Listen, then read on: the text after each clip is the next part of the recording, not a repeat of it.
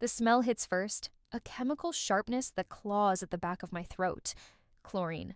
Not the pleasant pool in summer kind, but the aggressive medical-grade disinfectant that means someone is trying very hard to erase something. I'm standing in what used to be our shared apartment, though standing is generous. My legs feel like water, and I'm gripping the doorframe so hard my knuckles have gone corpse white. The hardwood floors gleam wetly under the track lighting. Every surface reflects light like it's been scrubbed to within an inch of its molecular structure. Even the air tastes clean, sterile, empty, erased. You didn't have to do all this, I say, but my voice comes out strangled, barely human. Ethan doesn't look up from where he's kneeling by the entertainment center, unplugging cables with the methodical precision of someone defusing a bomb, or dismantling a life. His hair, that eternally tousled dark brown that made him look like he'd just rolled out of bed in the most attractive way possible, catches the light. I used to run my fingers through it while we brainstormed video concepts at 3 a.m, both of us high on caffeine and the intoxicating possibility of building something together. "I'm just being thorough," he says. Each word is measured, careful. The same tone he uses in his apology videos, the ones I taught him how to structure. "You deserve to start fresh. Clean slate and all that. Fresh. Clean." The words taste like the chlorine smell. Astringent and wrong. My phone buzzes in my pocket. The 5th time in as many minutes. I don't need to check to know it's my brother. Calling from Seattle, where he's been living his meticulously planned life as a software engineer. Mark, who warned me about Ethan from the beginning. Mark, who said things like, "Creative partnerships are just business relationships wearing a friendship mask, and get everything in writing," and "Leah, please, for once in your life, protect yourself." I let it go to voicemail. "The cameras are already packed," Ethan continues, gesturing to 3 cardboard boxes stacked by the door. They're labeled in his neat handwriting. Filming equipment, Ethan. Not ours, not studio.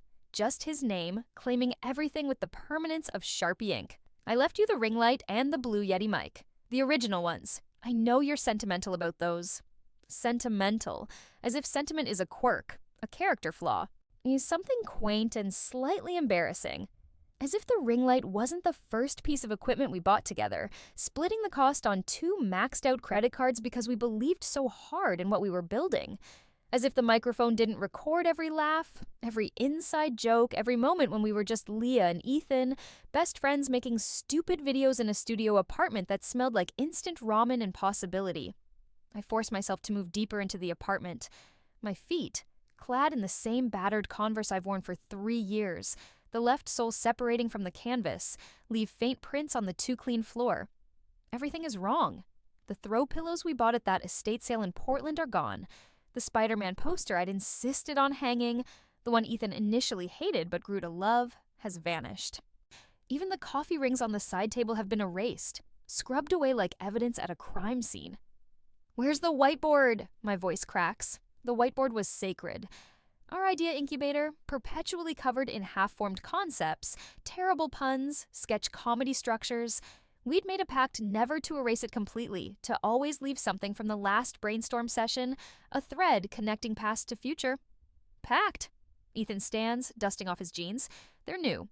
Dark wash, expensive looking, the kind he used to say were try hard when other YouTubers wore them. "Leah, we talked about this. A clean break is better, for both of us." Both of us. The lie sits between us like a third presence. My phone buzzes again. Mark. Always Mark, trying to save me from myself. "The channel?" I say, and I hate how small my voice sounds. "Oh, we should talk about the channel?" Now Ethan looks at me. Really looks at me. His eyes, that particular shade of hazel that shifts between green and gold depending on the light, used to make me feel seen. Safe. Now they just make me feel transparent. Forgettable. "Amanda already drew up the papers," he says, pulling a manila folder from his messenger bag. Amanda. His new lawyer. His new girlfriend. Though he hasn't said it outright, hasn't needed to. I've seen the way she looks at him in the coffee shop where she pretends to work while Ethan edits videos. I've seen her hand linger on his shoulder a moment too long, watched her laugh at jokes that aren't funny, observed the way she positions herself in every frame like she's auditioning for a role she's already been cast in. The folder lands on the kitchen counter with a slap that seems too loud in the empty apartment. It's fair, Ethan says quickly. More than fair. You keep your personal channel. Violet Leah, all your book reviews and creative stuff. I take the main channel. Ethan and Leah becomes just Ethan. I've already contacted the sponsors, explained the transition. Most of them are fine with it. They like the consistency of keeping the name recognition. Ethan and Leah, 3 million subscribers, 5 years of work. Our baby. My baby. I made Ethan's first YouTube account when we were sophomores in college. He'd been making these brilliant short films on his phone. Weird, artistic pieces about alienation and identity that were way too good for someone who claimed to be a business major. I was the one who said, "You should put these online." I was the one who taught him about tags and thumbnails and the algorithm. I was the one who edited his first 50 videos while he was in class because he was too intimidated by the software. But somewhere along the way, maybe when we hit 100K subscribers or 500K, or when that first brand deal came through, the narrative shifted. Ethan became the face, the talent, the creator. And I became, what? The support system, the girl behind the camera, the one who was good with people and great at the business stuff. I need you to understand, Ethan says, and his voice has taken on that therapy speak quality he's adopted since he started seeing Dr. Whitmore. This isn't about you not being talented. You are. But our audiences want different things now. They want me. They've told me that in the comments. To the analytics, everything. And you deserve to find your own voice, not be attached to mine. Your own voice, as if I hadn't found it already. As if Violet Leah, my book review channel with its modest 200K subscribers, wasn't mine. As if the Poetry Slam videos and the short film analysis and the Books That Broke Me series weren't real work, real art, real me. But he's right about one thing. The analytics don't lie. When Ethan appears in a video, views spike. When it's just me, numbers plateau. The algorithm has spoken, and the algorithm cares nothing for fairness or history or who taught whom to use a jump cut. I walk to the counter. The folder is thick, official, and final. My hands shake as I open it. The first page is legalese, dense paragraphs about intellectual property and rights assignment. But the second page is simple. Almost elegant in its brutality, transfer of ownership, the YouTube channel Ethan and Leah, channel ID UC9XK2M, including all associated assets, sponsorship agreements, merchandise rights, and subscriber base, shall be transferred in full to Ethan Michael Chase, effective immediately upon execution of this agreement. There's a payment plan, Ethan says. He's moved closer, hovering at my shoulder like a concerned parent watching a child sign their college enrollment forms. $50,000 over 2 years? I know it's not what the channel's worth, not even close, but it's what I can afford right now. And you'll get residuals from any videos you appeared in. Amanda made sure of that. $50,000 for a channel generating $200K a month in ad revenue alone for 5 years of my life. For the late nights and the panic attacks before big launches, and the time I had food poisoning but filmed anyway because we'd promised our subscribers. For every idea I'd fed him, every crisis I'd managed, every thumbnail I'd A/B tested at 2 in the morning. This is fair? I ask. Ethan shifts his weight. It's the best I can do. And honestly, Leah, you know I'm the one who's been doing most of the heavy lifting lately, the scripting, the editing, the on-camera work. You've been so focused on your own stuff, on Violet Leah. This just formalizes what's already happening. The gaslighting is so smooth I almost don't catch it. Almost. I've been focused on Violet Leah because Ethan stopped including me in Ethan and Leah planning meetings, because he started taking Amanda's suggestions over mine, because every time I pitched an idea, he'd nod thoughtfully and then do something completely different, something Amanda had whispered in his ear over fair trade lattes. The heavy lifting. As if I haven't been managing all our sponsorship contracts. As if I haven't been the one responding to every email, scheduling every collaboration, maintaining the social media presence that keeps us relevant between uploads. As if the spreadsheets and the strategic planning and the community management are somehow less valuable than his face on camera. My phone buzzes. Mark again. I need to think about this, I say. Of course, Ethan's relief is palpable. Take your time. Well, not too much time. Amanda says we should finalize this before the next quarterly review. For tax purposes. Tax purposes, Amanda says. The new language of our dissolution? I close the folder. I'm going to take a walk. Do you want me to... alone? The word comes out harsher than I intended, but I don't take it back. I grab my jacket, a thrifted denim thing that Ethan once said made me look quirky in a good way, and head for the door. "Leah," Ethan calls as I'm halfway out. I pause, hand on the doorknob, not turning around. I really do think this is what's best. For both of us. You'll see. I leave without responding. The Seattle rain is more of a mist than a downpour. The kind that doesn't seem like much until you've been walking for 20 minutes and realize you're soaked through. I don't care. I walk anyway, feet carrying me on autopilot through the Capitol Hill neighborhood we've called home for 3 years. Past the coffee shop where we filmed our rating every drink on the menu video. Past the vintage store where I found the velvet blazer Ethan wore in his breakout video essay about nostalgia culture. Past the crosswalk where a fan recognized us once and cried actual tears because our videos had helped her through her parents' divorce. My phone vibrates constantly. I finally pull it out. Mark. 7 missed calls. Mark. Leah, please call me back. Mark. Did you sign anything? Mark. I'm serious. Do not sign anything. Mark. I found something about the channel. It's important. Mark. Please. I stare at that last message. The please feels wrong coming from Mark, who spent his entire life being certain, being right, being the responsible one who never needed to beg. My fingers are numb from the cold, but I manage to dial. He answers before the first ring finishes. Thank God, where are you? Walking, in the rain. Being dramatic. My laugh sounds broken even to my own ears. Did you sign the papers? No, he wants me to give him Ethan and Leah. $50,000 over 2 years. He thinks it's fair. The silence on the other end is so complete I think the call dropped. Mark? That motherfucker. Mark never swears. Mark believes profanity is a sign of an inadequate vocabulary. Leah, listen to me very carefully. Do not sign those papers. Do not give him that channel. It's basically his anyway. No, stop. Listen. I can hear him moving, the rustle of papers. I've been doing some digging. Remember how you told me Ethan's been using a lot of music from that one production library? The one Amanda recommended? Soundscape Elite? I stop walking, press my back against a brick wall. The moisture seeps through my jacket. Yeah. She got him a discount code or something? There is no discount code. Leah, I checked. That library isn't royalty-free for commercial use, not for YouTube channels of your size. You need an extended license that costs $15,000 a year. My brain struggles to process this. But Ethan said, Ethan either doesn't know or doesn't care. I went through your last 3 months of uploads. 16 videos, all of them using Soundscape Elite tracks. All of them monetized. All of them technically in violation of copyright. The rain picks up. Or maybe I'm just noticing it now, the way it's plastering my hair to my skull, running down the back of my neck. How bad is it? I ask. Bad. If Soundscape Elite decides to enforce their copyright, and they're notorious for it, there are whole Reddit threads about their aggressive legal team. They could file strikes against every single video. 3 strikes and the channel is terminated. Gone. And 16 violations? Leah, they could bury him. Him. Not us. Because it won't be us anymore. Why hasn't it happened yet? Probably because they haven't noticed. You're big, but you're not Logan Paul big.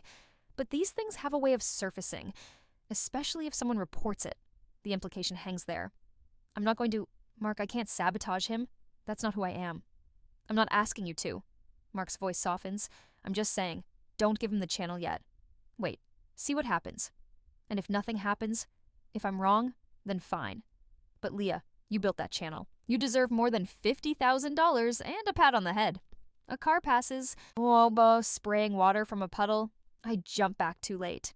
I have to go, I say. Promise me you won't sign. I promise. I end the call and stand there in the rain, watching the city blur around me. Somewhere in my chest, something that feels like hope, or maybe just spite, begins to kindle. I don't go back to the apartment that night. Instead, I crash at my friend Yuki's place, a studio in Fremont that smells like sandalwood and the experimental soup she's always making. She takes one look at me, dripping wet, holding a folder, eyes red, and pulls me inside without questions. Blanket, couch, soup, she says, already moving to the kitchen. Talking is optional, but encouraged after carbohydrates. Yuki is a fiber artist who sells macrame on Etsy and occasionally appears in my Violet Leah videos as the chaos friend who makes me try weird books. She has purple hair, 17 ear piercings, and the kind of confidence that comes from genuinely not caring what anyone thinks. We met at a poetry slam 3 years ago, bonded over our mutual love of Margaret Atwood, and she's been my person ever since. The friend who exists outside the YouTube bubble, who sees me as Leah, not Leah from Ethan and Leah. The soup is miso with too much ginger, exactly the way I like it. I tell her everything while I eat. The cleaned apartment, the manila folder, the $50,000, Mark's phone call about the copyright issues. So let me get this straight, Yuki says. She perched on her kitchen counter in a way that would make my mother nervous. Ethan wants you to sign over the channel you built for pennies on the dollar, and said channel is sitting on a copyright time bomb that could detonate at any moment. That's the situation. And you're considering giving it to him anyway because maybe he's right. Maybe it is his now. Maybe I should just move on. Yuki throws a piece of tofu at me. It bounces off my shoulder. Ow, what the? That's for being a doormat. Do it again and I'm using the hot stuff. I set down my bowl. I'm not being a doormat, I'm being realistic. The channel is Ethan now. Everyone tunes in for him. I'm the name that comes after and. You're the producer, the manager, the creative director, the person who made Ethan possible. Yuki hops down from the counter, starts pacing in that intense way she gets when she's working through a design problem. You know what your problem is? You've internalized the patriarchal narrative that the person on camera is the talent and everyone else is just support. That's bullshit. You know who makes movies happen? Not the actors. The directors, the editors, the producers, the people whose names scroll by too fast to read. This isn't a movie. No, it's your life, which is actually more important than a movie. Leah, real talk. Do you want to give him the channel? I open my mouth to say yes, because that's the answer I've been practicing. The answer that makes me the bigger person, the mature one, the woman who can walk away with her head held high. But what comes out is no. The word feels like removing a splinter that's been embedded for months. Then don't. But no buts. You don't want to give him the channel, so don't give him the channel. It's literally that simple. He'll hate me. He's already choosing himself over you. At least if you choose yourself back, you'll be even. I pull the blanket tighter around my shoulders. Mark found the copyright thing, the music library. He says if it gets reported, the channel could be terminated. Yuki's eyes light up with a gleeful wickedness I know too well. Oh, this is delicious. This is chef's kiss levels of karmic justice. You could just let nature take its course, sign over the channel, let him have his solo career, and then when the copyright strikes hit, that's sabotage. That's consequence. There's a difference. She settles onto the couch beside me. Look, I'm not saying you should report the violations. I'm saying you shouldn't protect him from his own negligence. He made the choice to use that music. He believed Amanda when she said it was fine. Those are his decisions. But I knew about those tracks. I could have checked the licensing. Did Ethan ask you to check the licensing? I'm quiet. Exactly. He pushed you out of the creative process, told you to focus on your own stuff, made it clear your input wasn't wanted. Now he gets to deal with his own mistakes. That's not sabotage. That's just stepping back. Like he wanted. My phone lights up on the coffee table. Ethan's name flashes across the screen. Ethan. Hey, I know today was hard. I'm sorry, but I really think once you sign, once it's official, you'll feel relieved. Fresh start, remember? Ethan. Amanda says we should meet tomorrow to go over the papers. Maybe that same coffee shop, neutral territory. Ethan, I care about you. This is me caring. Trust me. Trust me. The words that always preceded him talking me into something I didn't want to do. I set the phone face down. What are you thinking? Yuki asks. I'm thinking I need to sleep on it. All of it. Want me to set up the couch? Please. That night, I dream about drowning. Not in water, in paperwork, contracts, and spreadsheets, and legal documents that pile up around me, each page stamped with Ethan's signature, drowning out my name until I cease to exist, except as a footnote in someone else's success story. I wake up at 4 a.m. to my phone buzzing. Mark. Can't sleep? Been thinking. If you want to keep the channel, I'll help you. We can fight this. You don't have to roll over. Mark. But if you do sign it over, timing is everything. Just saying. I stared at that message for a long time. The coffee shop is called Analog, which is the kind of name that makes me roll my eyes, but also order a third latte because the beans are actually that good. Ethan's already there when I arrive, sitting at our usual table by the window. Beside him, Amanda is scrolling through her phone, one hand on Ethan's forearm in that casual, possessive way that's supposed to look natural. She's beautiful in that specific Seattle way. Minimal makeup, expensive but understated clothing, the kind of effortless aesthetic that actually requires tremendous effort. Her hair is in a perfect messy bun. Her nails are short and clean, and she wears a simple gold necklace that probably costs more than my entire outfit. Leah! Ethan stands, goes in for a hug. I let him, but my body is stiff, unresponsive. He pulls back, confused. You okay? Fine, let's just do this. Amanda looks up from her phone, offers a smile that doesn't reach her eyes. Hey Leah, thanks for meeting us. I know this is probably really hard. Us. As if she has any claim to this dissolution, to these 5 years of my life. I ordered you a vanilla oat milk latte, Ethan says, pushing a cup toward me. Your usual. Except it's not my usual. Not anymore. I switched to almond milk 3 months ago after realizing oat milk was making me bloated. But Ethan doesn't know that because Ethan hasn't been paying attention. I take the cup anyway. Thanks. Amanda pulls out a slim leather portfolio. So I've updated the contract based on some additional considerations. The $50,000 is still the base, but we've added a clause for residuals on any video you appeared in for the next 18 months. After that, Ethan takes full ownership of all archival content. 18 months. As if my face, my voice, my labor has an expiration date. And the payment schedule? I ask. First payment in 30 days, then monthly installments. All very standard. Amanda slides the papers across the table. I've flagged where you need to sign and initial. I flip through the pages. The language is dense, designed to intimidate. But I spent 2 years as a paralegal before YouTube took off. I know how to read a contract. And I notice what's missing. There's nothing here about copyright compliance, I say. Ethan and Amanda exchange a glance. What do you mean? Ethan asks. The music, the soundscape elite tracks you've been using, are those properly licensed? The silence stretches for exactly 3 seconds too long. Of course they are, Amanda says, but her voice has that slightly too bright quality people use when they're lying. I vetted that library myself. It's all royalty-free. For commercial use, for channels over a certain size. Leah, what is this about? Ethan leans forward. Are you trying to find reasons not to sign? I'm trying to make sure I'm not signing over a channel that's about to be hit with copyright strikes. Amanda's jaw tightens almost imperceptibly. I assure you, everything is above board. I'm a lawyer, Leah. I wouldn't recommend something that could create legal liability. But she's an entertainment lawyer who specializes in influencer contracts, not copyright law. I know this because I looked her up last night, scrolled through her LinkedIn, her firm's website, the cases she's won. She's good at deal-making, at negotiating brand partnerships and image rights. But copyright? That's not her specialty. I'd like to add an indemnification clause, I say.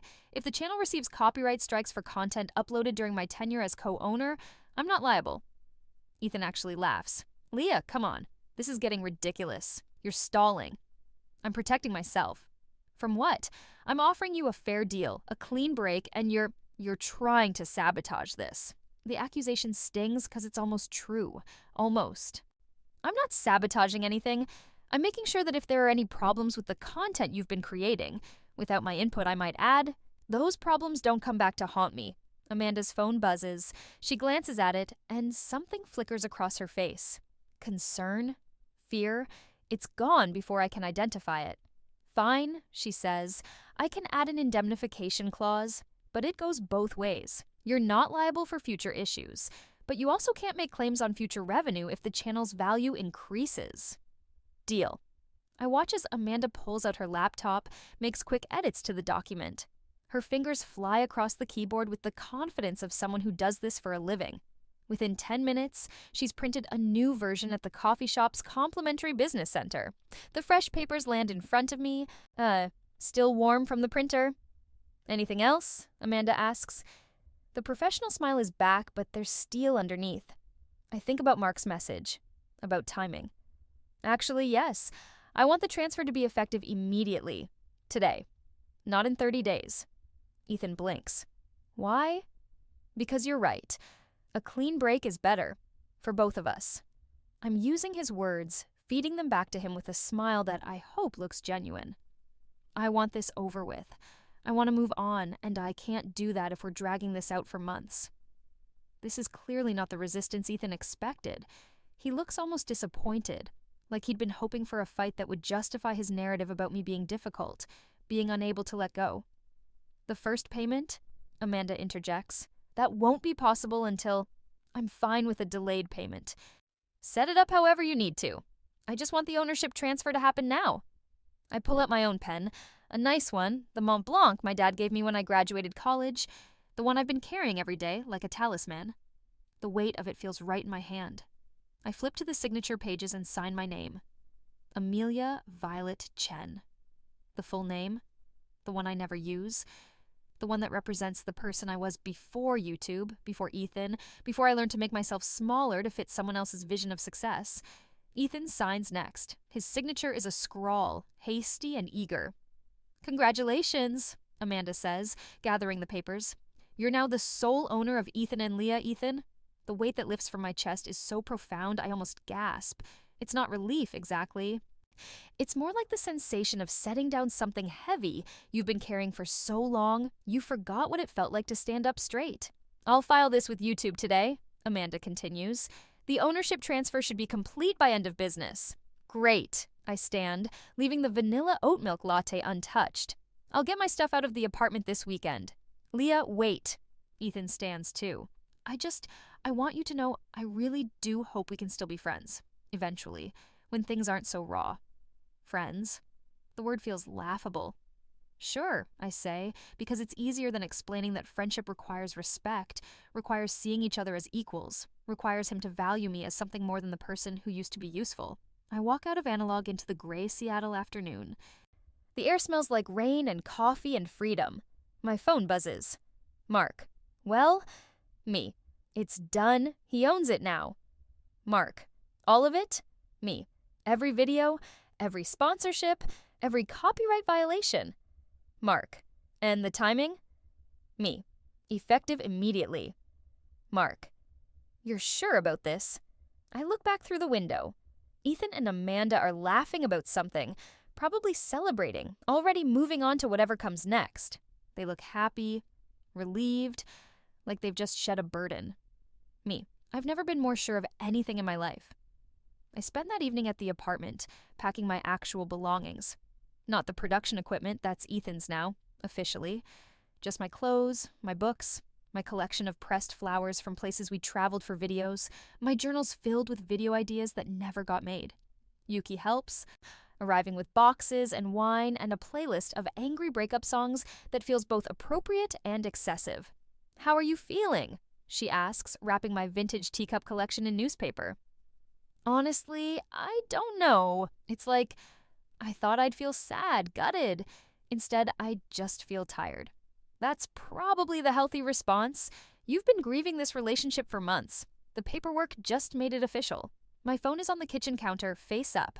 I keep glancing at it, waiting for something. I don't know what. At 7:47 p.m., the first email arrives. From Soundscape Elite Legal Department. Subject, urgent, copyright violation notice, channel ID UC9XK2M. My heart stops. I open the email with shaking hands. Dear channel owner, it has come to our attention that your YouTube channel, Ethan and Leah, has been using audio content from the Soundscape Elite Library in violation of our licensing agreement. Our records indicate that you have not purchased the required extended commercial license necessary for channels exceeding 100,000 subscribers. The following videos are in violation. The list goes on. 16 videos. Every single one that Mark identified. Per our standard enforcement policy, we have filed copyright claims with YouTube for all infringing content. You have 48 hours to remove the videos or purchase the appropriate licensing, $15, 000 year retroactive to first use, before these claims escalate to formal strikes. Please note, 3 copyright strikes will result in channel termination. Failure to respond within the specified time frame will result in immediate legal action. I stare at the email. Then I forward it to Mark without comment. His response is immediate. Oh, shit. What is it? Yuki is watching me from across the room, a box of books balanced on her hip. The copyright strikes. They're happening right now. I should feel guilty. I should feel terrible. I should call Ethan, warn him, help him fix this. Instead, I feel nothing. Just a strange, detached curiosity about what happens next. I don't have to wait long. At 8:03 p.m., my phone rings. Ethan. I let it go to voicemail. He calls again. And again. Finally, I answer. Hello? Did you do this? His voice is shaking, angry, panicked.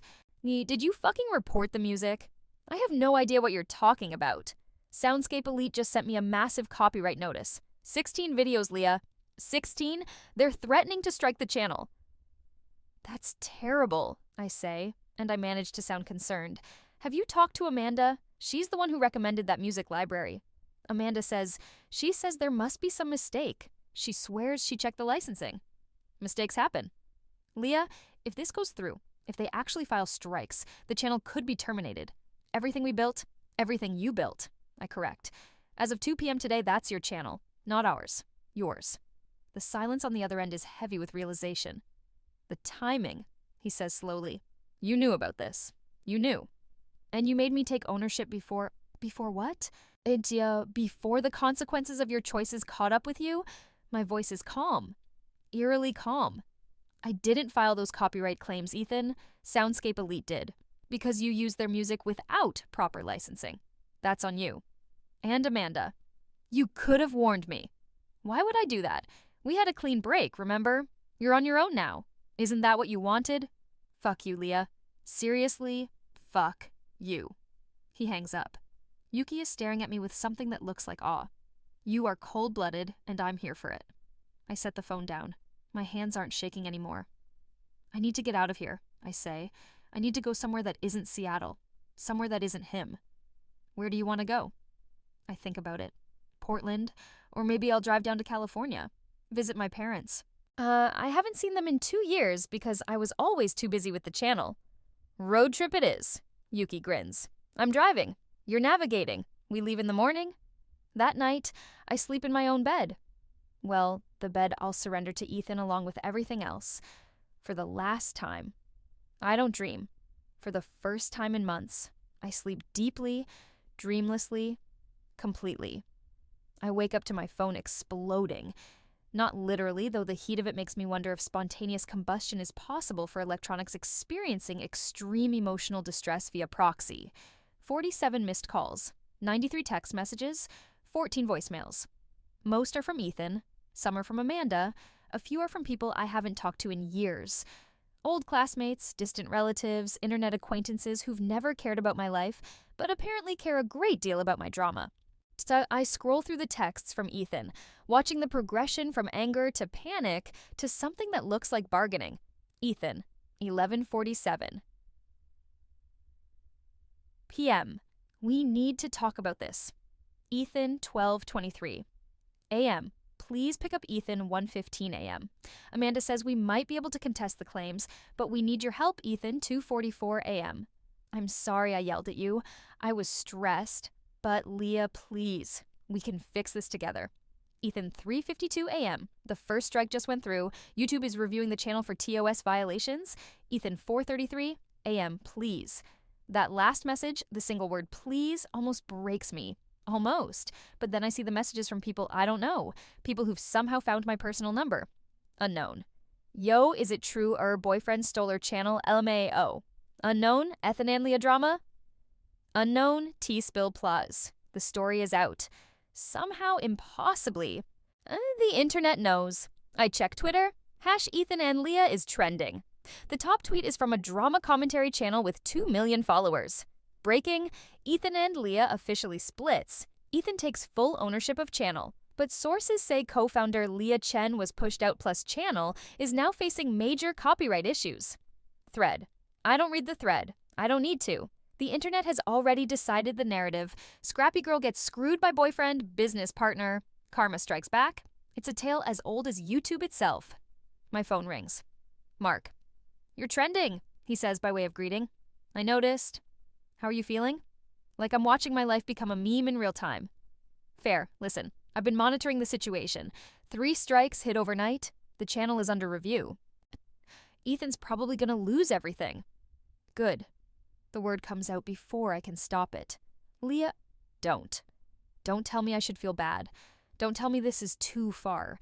He took my work, my years, my life, and reduced it to $50,000 and a pat on the head. He told me I was being sentimental for caring. He erased me. I know. So if the universe decided to erase him back, that's not my fault. That's just balance." Mark is quiet for a moment. "You're right. You're absolutely right. I want to make sure you're okay. I'm going to Portland with Yuki. I'm going to eat good food and visit Powell's books and remember what it's like to exist as just Leah, not Leah from Ethan and Leah." "That sounds perfect. Call me when you get there." "Promise." I hang up and find Yuki making breakfast in my kitchen. Her kitchen now, I suppose, since she's subletting it from Ethan starting next month. "Scrambled or fried?" she asks, wielding a spatula like a weapon. "Scrambled. And Yuki?" "Yeah?" "Thank you for not judging me." She turns, meets my eyes. "Leah, I've watched you shrink yourself for 5 years to fit into someone else's vision of success. Watching you stand up for yourself isn't something to judge. It's something to fucking celebrate." She's right. So why do I still feel like I'm waiting for the other shoe to drop? We're 2 hours into the drive to Portland when my phone starts buzzing with a new pattern. Not calls or texts, notifications. Thousands of them. Someone has posted a video titled, "The Real Story Behind Ethan and Leah's Breakup, a Timeline." I make Yuki pull over at a rest stop so I can watch it. The creator is a woman named Jasmine Ortega. Who runs a channel called Digital Receipts, dedicated to internet drama analysis. She has 800K subscribers and a reputation for thorough research. I've watched her videos before, usually while eating lunch, never imagining I'd be the subject. Her video is 45 minutes long. Professional, devastating. She's compiled everything. Old videos where Ethan casually mentions Leah handles all the boring stuff.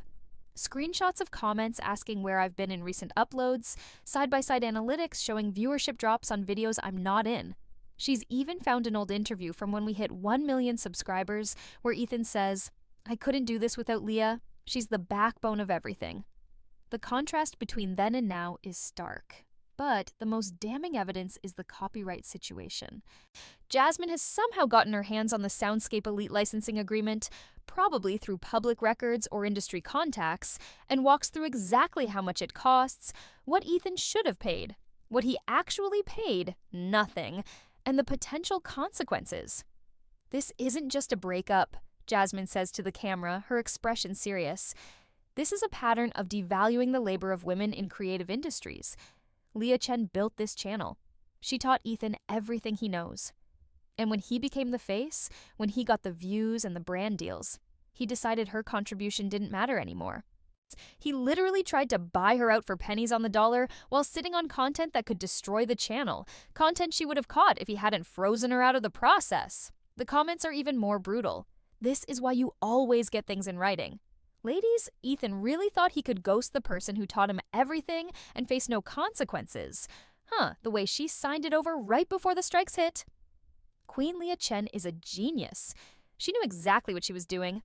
That last comment makes me uncomfortable, because it's not entirely wrong. "You're famous," Yuki says, reading over my shoulder. "I'm infamous. There's a difference." Tomato, tomato. At least people know your name now. My phone rings. Unknown number. Against my better judgment, I answer. "Leah Chen?" The voice is professional, female, East Coast accent. "Yes?" "My name is Rebecca Kim. I'm a literary agent with the Morrison Agency in New York. I represent several YouTubers turned authors, and I've been following your situation with great interest." I blink. "I'm sorry, what?" "I think you have a story to tell, and more importantly, I think people want to hear it. Have you considered writing a book about your experience?" A book about YouTube drama. About labor, credit, creativity, sexism, and digital media. The YouTube drama is just the hook, but the substance, that's universal. I think you could write something really special. I need to think about this. Of course. Here's my card. Well, my email. Think it over. Call me when you're ready. She sends her contact information and hangs up before I can process what just happened. Did a literary agent just cold call you?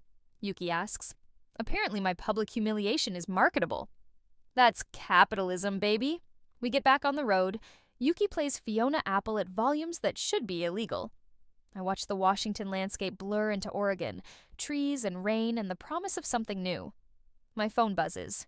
Ethan again? Ethan. The channel is suspended. Under review for repeated TOS violations. YouTube won't tell me when or if it'll be reinstated. Ethan. I've lost every sponsor. They all have morality clauses. I'm blacklisted. Ethan. Amanda says I could sue Soundscape for damages, but I don't have money for a lawyer. I don't have money for anything. Ethan. Was it worth it? Destroying everything we built just to get back at me. I type and delete several responses. Finally, I settle on me. I didn't destroy anything. No, you did that yourself. Good luck, Ethan. I block his number. The sense of relief is immediate and profound. Portland welcomes us with rain that feels more committed than Seattle's perpetual mist. Yuki books us a hostel in the Alberta Arts District, the kind of place with exposed brick and vintage furniture and people who look like they either write poetry or sell artisanal cheese. We spend the first day doing nothing. And by nothing, I mean everything that isn't YouTube. We eat at food carts, we browse vintage shops, we sit in coffee shops and read actual physical books. I buy a plant I'll probably kill within a month. It feels like breathing after being underwater for 5 years. On day 2, we go to Powell's City of Books. The store is a cathedral. Multiple floors, color-coded rooms, the smell of paper and possibility. Well, I lose Yuki somewhere in the science fiction section and end up in poetry, running my fingers along spines, reading opening lines, remembering what it was like to love words for their own sake rather than for their algorithm optimization potential. A book catches my eye, Teaching the Algorithm to Love You by a poet I've never heard of. The cover is simple, stark, beautiful. I flip it open to a random page. You fed the machine your heart, and it learned to commodify longing, package desire in 15-second increments, sell your vulnerability back to you as authentic content, as relatability, as anything but the truth. You were always more than the metrics said, always deeper than the comments knew, always worth more than the revenue share. I close the book. My eyes are burning. That one hit you hard, huh? I turn. The woman speaking is older, maybe 60, with silver hair and kind eyes. She's wearing a Powell's employee badge. Margaret. It's about social media, I say stupidly, as if she couldn't tell. It's about selling yourself, which, yes, is what social media is, but it's also what a lot of relationships become. She gestures to the book. Are you going to buy it? I think I have to. She smiles. Good. You look like you need it. I take the book to the register. While Margaret rings me up, I notice she's looking at me with that particular expression people get when they recognize someone but can't place them. You're Leah Chen? She finally says. My stomach drops. Yes. I watch your channel, Violet Leah, the one about books. Not Ethan and Leah, Violet Leah, my channel, mine. You do? My granddaughter showed me your video about The Handmaid's Tale, the one where you talked about autonomy and bodily consent and how dystopias aren't warnings, they're mirrors. Margaret hands me my receipt. It was the first time I'd heard someone articulate why that book mattered to me in ways I couldn't express. I don't know what to say. I've heard compliments before, lots of them, directed at Ethan, occasionally at me as an afterthought. But this feels different. This feels real. Thank you, I manage. I saw the news about your other channel, the breakup. Margaret's expression is sympathetic but not pitying. For what it's worth, I think you did the right thing. Sometimes the best thing you can do for yourself is let someone else own their own mistakes. She says it so simply, like it's obvious. Like the guilt I've been carrying is unnecessary weight. How did you know, I ask, that it was the right thing?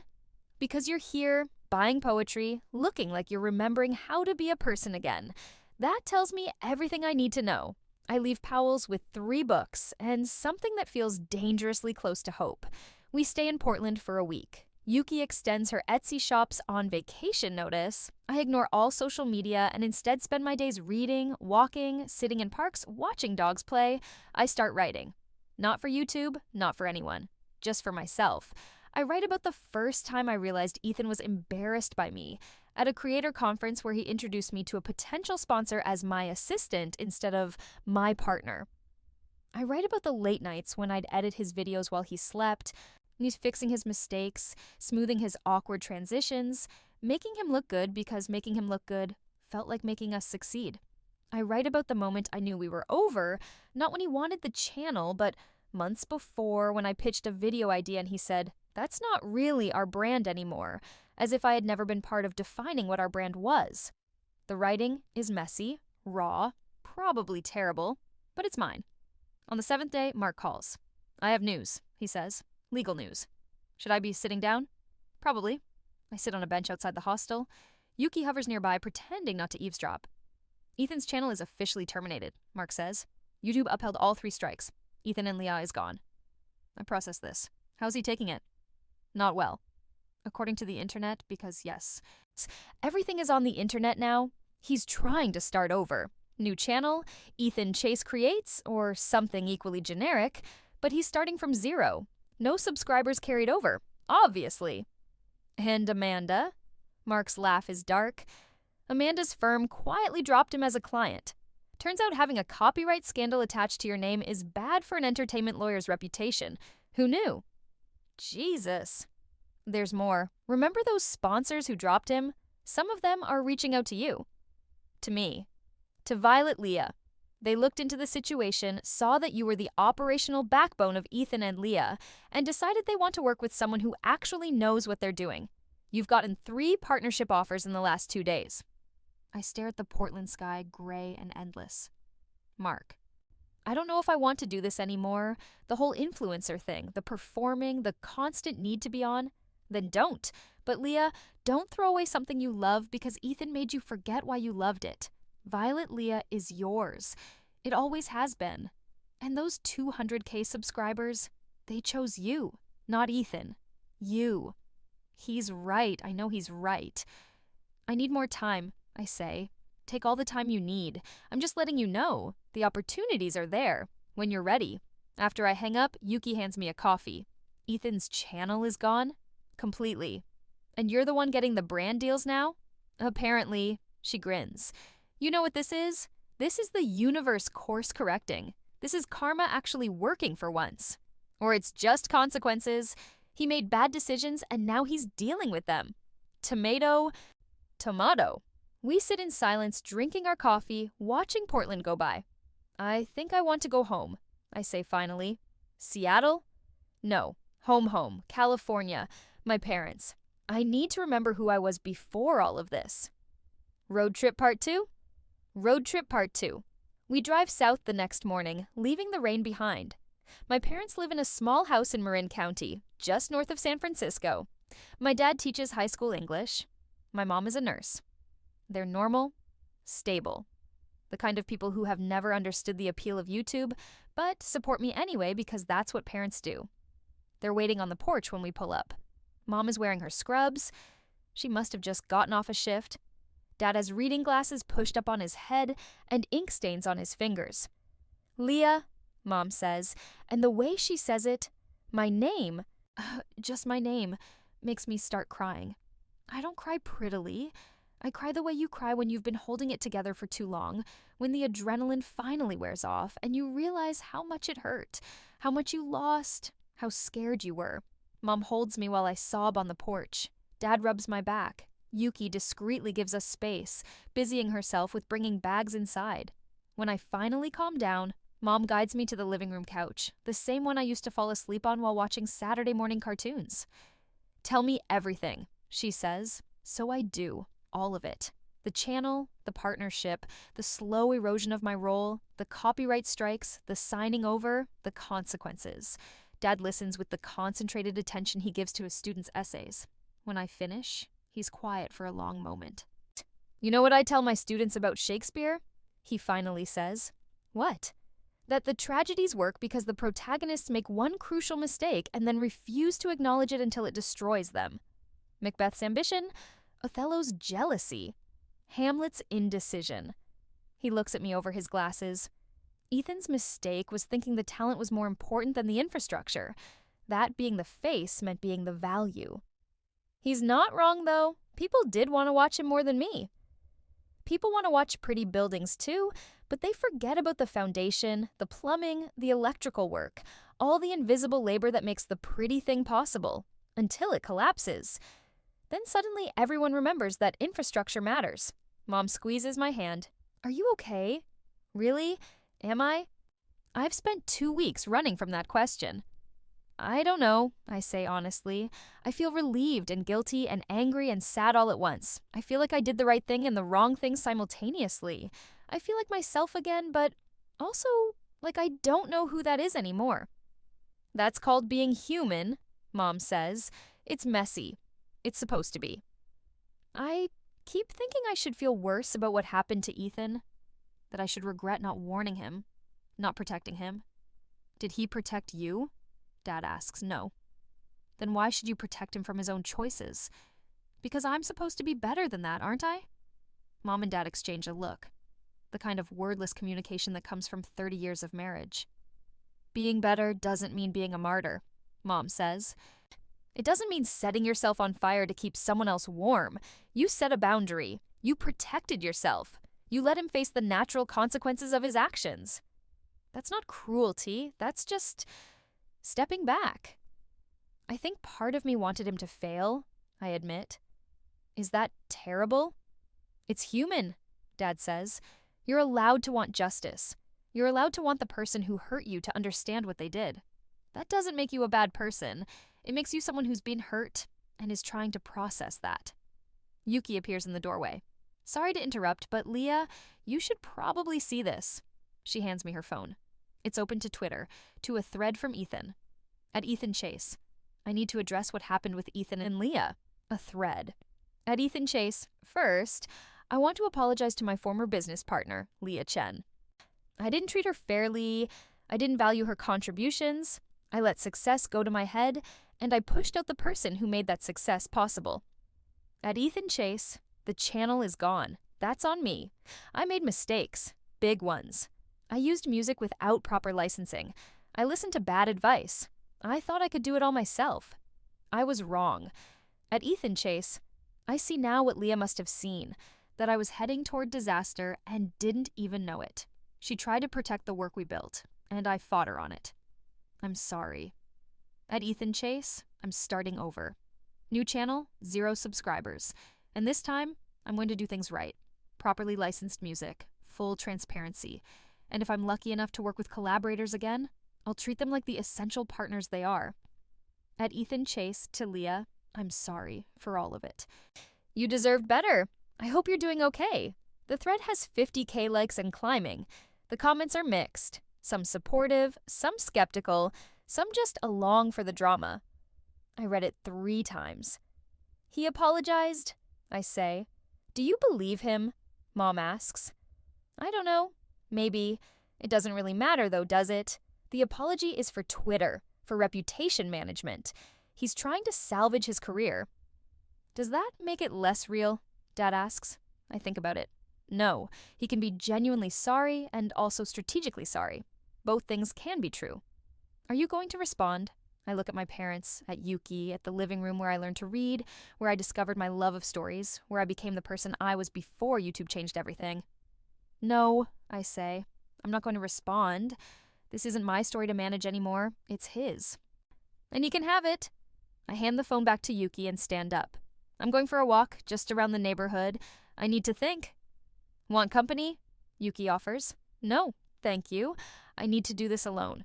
I step outside. The California sun is different from Seattle's perpetual gray. Harder, clearer, more honest. I walk the streets I walked as a teenager, past the high school where I was editor of the literary magazine, past the library where I spent every Saturday, past the park where I used to sit and write terrible poetry about boys who didn't know I existed. I pull out my phone and open the Violet Leah app. 200K subscribers. My community. People who chose me, who liked my thoughts on books and creativity, and the complicated mess of being human. I film a video right there, standing in the park. No script, no production value. Hey everyone, Leah here. Obviously a lot has happened in the past couple weeks. I'm not going to get into the drama. You can find that anywhere on the internet. But I wanted to say thank you. Thank you for sticking with Violet Leah with me through all of this chaos. This channel has always been my space to talk about the things I love: books, creativity, finding meaning in art. And I'm not going to let recent events change that. So here's what's coming: more book reviews, more deep dives into themes and craft, and maybe some videos about creativity itself, about making art in an economy that wants to commodify everything, about maintaining integrity in spaces that prioritize metrics. Because I think that matters. I think you matter. And I think stories matter. Thanks for being here. See you soon? I post it without editing, without second guessing. Within an hour, it has 10K views and hundreds of comments. We love you, Leah. This is why we're here. For you. Violet Leah forever, forget Ethan. You're the real talent. That last comment makes me uncomfortable, but I let it slide. I call Rebecca Kim the literary agent. I want to write the book, I say, but not about Ethan, about the labor of creativity, about what it means to build something and have it taken from you, about finding yourself after you've been someone else's supporting character. That sounds perfect, Rebecca says. Let's talk. Violet Leah hits 500K subscribers on a Tuesday. I'm in my new apartment in Oakland, a one-bedroom with good light and bookshelves I built myself, when the notification pops up. Yuki is there, naturally. She's basically adopted California, found a studio in Berkeley, so started selling her macrame at local art markets. 500,000, she shrieks, pulling me into a hug. It's not that big a deal. Shut up, yes it is. She's right, it is a big deal. Not because of the number itself, but because I did this. Me. Not Ethan and Leah. Not riding someone else's coattails. Just Leah talking about books, building a community of people who care about the same things I care about. The brand deals Mark mentioned have come through. I'm selective now. I only work with companies that align with my values, that respect my creative control, that pay me what I'm worth. I've hired an actual lawyer to review contracts. I've learned to say no. The book is happening too. I've spent 6 months writing, rewriting, finding my voice. It's not a memoir exactly, more of a meditation on creativity, identity, capitalism, the cost of making art in a world that wants to turn everything into content. Rebecca says it's raw and necessary. My editor says it needs structural revision. I'm learning that both things can be true. I haven't talked to Ethan. I see his new channel sometimes, when I'm scrolling through YouTube late at night. He's up to 50K subscribers, respectable for a restart, but nowhere near what he had. His content is different now, more personal, less produced. He talks about failure, about learning, about the mistakes he made. It's honest in a way his old content never was. I wonder if losing everything was the best thing that ever happened to him. If being humbled taught him something I never could. I wonder if I'm being generous, or just trying to rewrite history into something more palatable. Mark visits in December. He's in San Francisco for a tech conference and makes the drive across the bridge to see me. You look good, he says, and he sounds surprised. I feel good, mostly. We get dinner at a Thai place in Temescal. Over Pad CU and Thai iced tea, he tells me about his life. The promotion at work, the woman he's dating, the puppy he adopted against his better judgment. What about you? He asks. Dating anyone? God, no. I'm still figuring out who I am without being defined by someone else. Adding another person to that equation feels, I search for the word, premature. Fair. But Leah, you know you're allowed to move on, right? You're allowed to be happy. I am happy. Are you? I think about it. Really think about it. Yeah, I say. I actually am. Not in the everything is perfect way. But in the I'm living a life that feels like mine way. Does that make sense? Perfect sense? Before he leaves, Mark hands me an envelope. What's this? Payment. From Ethan. The final installment of the $50,000. I open it. A check made out to me signed in Ethan's handwriting. He's been paying on time every month, Mark says. Never late. Never asked for an extension. Huh. I deposit the check the next day. The money goes into a savings account I've labeled Future. I'm not sure what that future looks like yet, but for the first time in years, I'm excited to find out. The email arrives on a Saturday morning in February. I'm at a coffee shop, working on a chapter about the commodification of authenticity, when my phone buzzes. From Ethan Chase. Subject: I don't expect you to read this. I stare at the subject line for a full minute before opening it. Leah, I know we're not in contact. I respect that. You don't owe me your time or attention, but I wanted to say some things, and email felt less intrusive than a text or call. I've been in therapy, actual therapy, not just the self-help podcast kind. My therapist asked me to write letters to people I've hurt. I don't have to send them, but she said the exercise might help me understand my patterns. I wrote you 12 letters. This is the 13th. The first 12 were all about justifying my actions, explaining my perspective, trying to make you see why I did what I did. My therapist said that's normal. Our first instinct is always to make ourselves the hero of our own story. But this letter is different. This letter is just, I'm sorry. I'm sorry for taking credit for your work. I'm sorry for making you feel like your contributions didn't matter. I'm sorry for choosing ambition over integrity, success over partnership, ego over truth. I'm sorry for the apartment, for the chlorine smell, for erasing you from spaces we built together. I'm sorry for every time I introduced you as my assistant instead of my partner. I'm sorry for listening to Amanda when I should have listened to you. I'm sorry for making you choose between your dignity and our relationship. And I'm sorry that it took losing everything for me to see what I had. I see your channel growing. I see you thriving. I'm happy for you. I know you don't need my validation, but you have it anyway. You were always the talented one. I was just louder. I don't expect forgiveness. I don't even think I deserve it. But I wanted you to know that I see it now. All of it. Who you were, what you gave, what I took. I hope you're writing. I hope you're happy. I hope your life is everything you wanted it to be.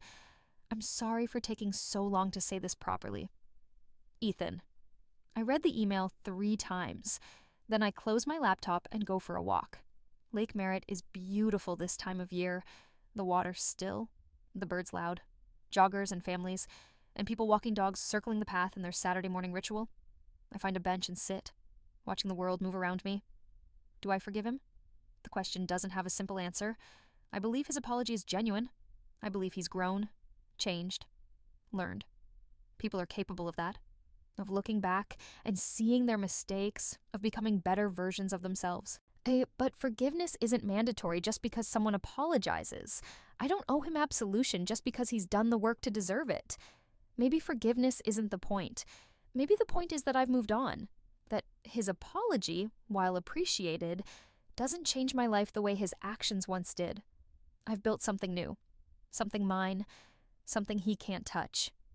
I pull out my phone and type a response. Ethan, thank you for the apology. I believe you mean it. I don't know if I forgive you yet. Maybe I will someday. Maybe I won't. Both feel like acceptable outcomes. What I do know is this. I'm glad you're growing. I'm glad you're learning. I hope your channel succeeds and your work matters and you find whatever it is you're looking for.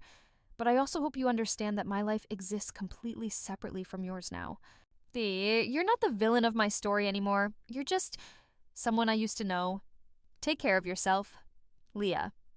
I send it before I can overthink it. Then I block his email. Not out of anger, just out of closure. The book publishes in March. The Infrastructure of Dreams on Creativity, Labor, and Learning to Value Yourself by Leah Chen. The cover is beautiful, abstract, artistic, nothing to do with YouTube. Rebecca fought hard for that. This isn't an internet drama book, she told the publishers. This is a book about work, about women, about what we give and what we take back. The launch event is at City Lights Bookstore in San Francisco. 75 people show up. Some are Violet Leah subscribers. Some are random readers who connected with the excerpt published in a literary magazine. So some are people who live their own versions of my story. The talented friend who got sidelined, the creative partner who got erased, the person who had to burn something down to be free. I read the opening chapter. They will tell you that the person on camera is the talent. They will tell you that visibility equals value, that metrics measure worth, that the one who speaks is more important than the one who built the microphone. They will tell you that your labor is invisible, therefore negligible. They will tell you to be grateful for the opportunity to make someone else's dream happen. This is a lie. This book is for everyone who's been told they're just support, just infrastructure, just the person behind the scenes. This is for everyone who made someone else famous and watched them forget your name. This is for everyone who had to choose between their dignity and their dream. You are not just support. You are the foundation. And foundations can choose to stop holding up buildings that don't respect them. This is how I learned to let something collapse. This is how I learned to build something new. The applause when I finish is loud and long and feels like being seen for the first time. During the Quanda, someone asks, "Do you regret how things ended with Ethan and Leah?" I think about the apartment, the chlorine smell, the manila folder. I think about the copyright strikes, the channel termination, Ethan's apology. I think about who I was then and who I am now. I regret that it had to end that way, I say. I regret that someone I cared about couldn't see my value until it was too late. But do I regret protecting myself? Do I regret choosing my dignity over his convenience? No, I don't regret that at all. More applause. After the reading, I sign books. A woman in her 50s approaches, eyes red. "I needed this," she says, clutching her copy like a life raft. "I spent 20 years supporting my husband's business. I did the books, the marketing, the hiring. Last year he left me for his secretary, and I got nothing. Everyone acts like I'm bitter for being angry. But I'm not bitter. I'm just tired of being invisible." "You're not invisible," I tell her. "Not to me, not to anyone who knows what it's like." She cries. I hug her. We're both healing, I think. We're both learning. Violet Leah is at 750K subscribers now. I make a comfortable living talking about books, about creativity, about the intersection of art and commerce. I've hired an editor, a part-time assistant, a social media manager. I pay them well. I give them credit. I'm building something sustainable, something ethical, something that doesn't require anyone to disappear for me to shine. Mark calls that night to congratulate me. "Bestseller list?" he says. "You hit the New York Times bestseller list?" Shut up. I'm serious. Check your email. I check. There it is. An email from my publisher. "Congratulations all around. We're so proud you did it. I did it." Not we, just I. And it feels right. "How are you celebrating?" Mark asks. I look around my apartment. The bookshelves I built, the desk where I write, the plants I've somehow kept alive, the life I've created from the ashes of the old one. I think I'm just going to sit here and feel proud of myself. Is that weird? That's perfect. After I hang up, I open my laptop. There's one more email waiting. From Margaret. Powell's books. Subject, "Thought you'd want to see this?" It's a photo, the poetry section at Powell's. And there, on the shelf next to "Teaching the Algorithm to Love You," is my book. I stare at the image for a long time. Then I open a new document and start writing the next one. Because this is what I do now. I write. I create. I build worlds with words. I tell stories about invisible labor and visible courage, and the complicated truth that sometimes the best thing you can do for yourself is let someone else face the consequences of their choices. I write because I have something to say. I write because I finally understand that my voice matters, with or without someone else amplifying it. I write because I can. And somewhere in a different city, Ethan is probably making videos. Maybe they're good. Maybe they're not. Maybe he learned something. Maybe he's still learning. It doesn't matter. His story is his story. Mine is mine. And for the first time in years, I'm the one telling it.